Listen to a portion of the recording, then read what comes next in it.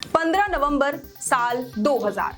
ये तारीख तो झारखंड के जन जन को याद होगी, क्योंकि इसी दिन बिहार से अलग होकर झारखंड राज्य का निर्माण हुआ था। झारखंड यानी कि जंगल झाड़ वाला एक खंड। सीधे तौर पर कहें तो जो धरती जल जंगल जमीन से परिपूर्ण है। जल जंगल जमीन का मतलब है आदिवासी मूलवासी। अब कहते हैं किसी देश, राज्य या फिर किसी भी स्थान की पहचान वहां की कला संस्कृति, रीति रिवाजों, बोलचाल, भाषा और पहनावे से होती है, और इन सब का संबंध वहां के स्थानीय लोगों से है। लेकिन सवाल तो यहीं जाकर फंस जाता है कि झारखंड का स्थानीय आखिर है कौन? क्योंकि जल जंगल जमीन और खनिज संपदाओं के कारण अपने राज्य में देश के कई कोनों से लोग आकर बसे हुए हैं, और वे लोग खुद को झारखंड का स्थानीय ही कहते हैं। तो क्या ये सभी स्थानीय है? इस तरह से तो झारखंड में बाहर का कोई भी व्यक्ति आकर खुद को स्थानीय कह सकता है। अब ऐसे में सवाल है कि जिस उद्देश्य से झारखंड राज्य का निर्माण होना था वह आज तक पूरा क्यों नहीं हुआ, और क्या वह कभी पूरा हो पाएगा?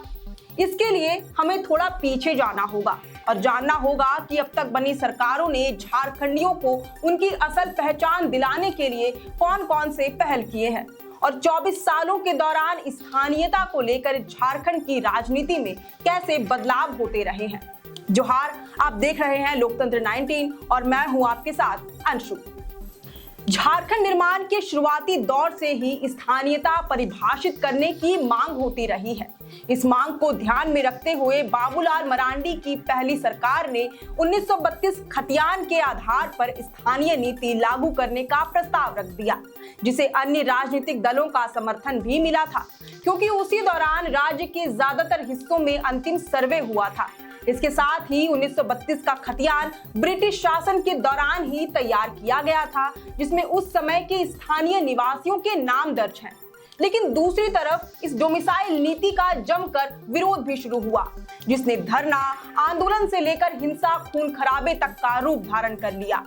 उधर कोर्ट ने इस नीति को खारिज कर दिया, जिसने आगे चलकर बाबूलाल मरांडी की सरकार गिराने में अहम भूमिका निभाई।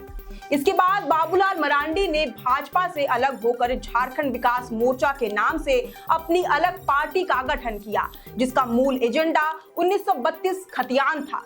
इसी तरह स्टूडेंट यूनियन से राजनीतिक दल में तब्दील हुई पार्टी आजसू भी 1932 खतियान वाले एजेंडे के सहारे राजनीति करती रही।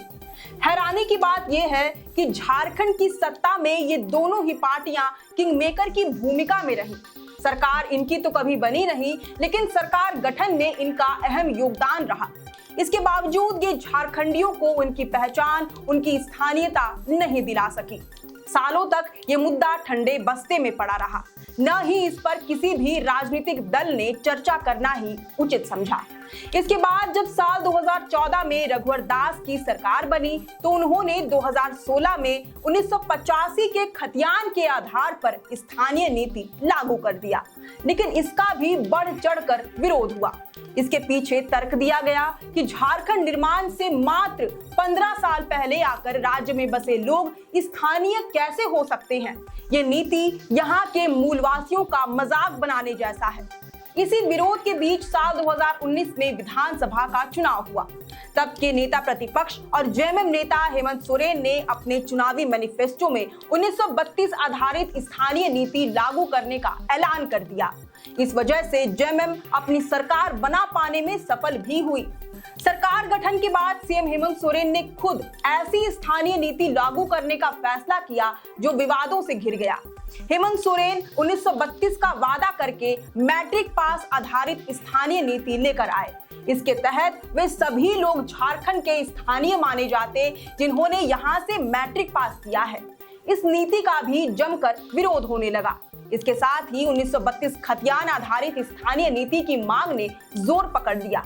इन सब के बीच एक युवा आंदोलनकारी जयराम महतो का उदय हुआ, जो गली चौक चौराहों से लेकर राजनीतिक गलियारों में भी चर्चा का विषय बन गया। उस दौरान हेमंत सोरेन सरकार पर स्थानीय नीति को लेकर इतना दबाव बना कि उन्होंने 1932 खतियान आधारित स्थानीय नीति को बकायदा बिल के रूप में पेश करके सदन से इसे पारित भी करा लिया। साथ ही केंद्र सरकार से इसे 9वीं अनुसूची में शामिल करने की मांग भी कर दी। हालांकि केंद्र सरकार ने इस बिल में कुछ गड़बड़ियों को पॉइंट आउट करते हुए इसे वापस लौटा दिया। अगले साल हेमंत सोरेन सरकार ने बिना कोई सुधार के स्थानीयता वाले बिल को जस के तस केंद्र सरकार को भेज दिया, लेकिन अब यह बिल केंद्र सरकार के पास अटका पड़ा है। यानी राज्य गठन के बाद से लेकर अब तक झारखंड में कोई भी स्थानीय नीति लागू नहीं है।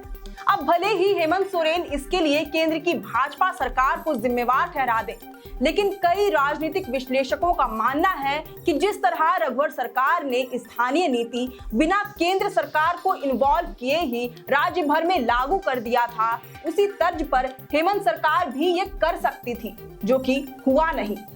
यहाँ ताज्जुब की बात यह भी है कि जिस 1932 खतियान की बुनियाद पर आंदोलनकारी जयराम महतो ने अपने राजनीतिक पारी की शुरुआत की थी, संसदीय चुनाव के समय उन्होंने इसका जिक्र न के बराबर किया। हालांकि विधानसभा चुनाव के समय उनके मैनिफेस्टो में यह सबसे पहले नंबर पर है। इसी तरह आजसू ने भी अपने मैनिफेस्टो में 1932 खतियान का जिक्र किया है और बाबूलाल मरांडी ने तो साल 2020 में ही अपनी पार्टी जेवीएम का विलय भाजपा में ही कर दिया। इन सब के बीच आज भी राज्य की जनता चीख चीख कर पूछ रही है कि आखिरकार झारखंड का स्थानीय कौन है। अब इस पूरे रिपोर्ट पर आपकी क्या राय है, ये हमें कमेंट करके जरूर बताएं। अगर आपको ये वीडियो पसंद आया हो तो इसे जरूर से लाइक और शेयर करें।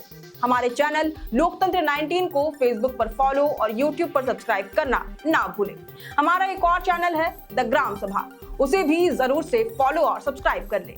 फिलहाल लेते हैं अलविदा। जोहार।